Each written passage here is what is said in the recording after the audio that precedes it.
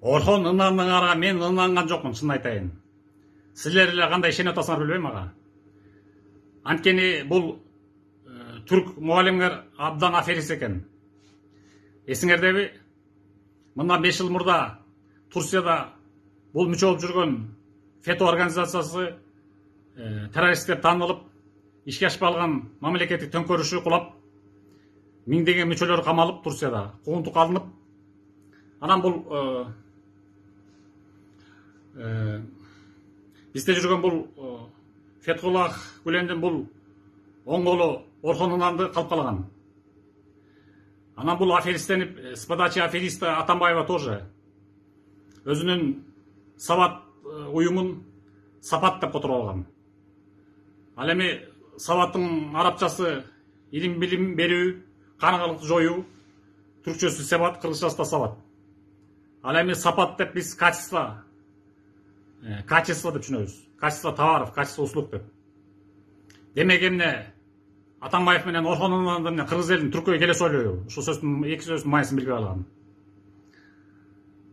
Андан тышкары террордук болсо террорлук экен да бул. Эми аны көрүнүп турбайбы? Террорлук деп таанылгандан кийин.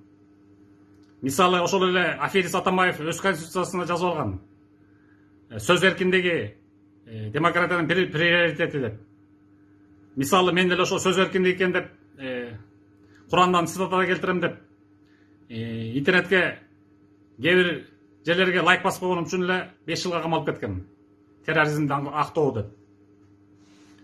Мага караганда Орхон Ынанды каржыланып турган, Америкадан миллиондогон доллар менен каржыланып турган Орхон Ынанды коркунучтуу болуп атпайбы? Чындап террорго коюп атпайбы? Андыктан Түркиянын спецслужбалары кармап кеттиби же достор алдап чакырып кеттиби? Силер бийликти, азыркы бийликти күнөөлөбөгүлө.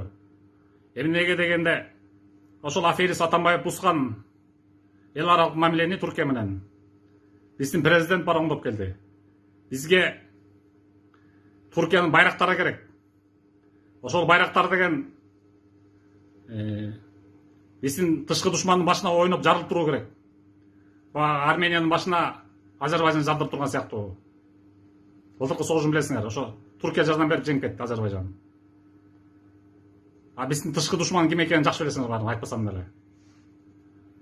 Так что бирөөнү күнөөлөгөндөн мурда так анык алыктап иликтеп билип жүргүлө. Биздеги бакырчак кыкырчак эмполорго ишенип алып эле эл дүрбөсө кошо дүрбөйт болуп жүрө бербей. Ошол айтарым.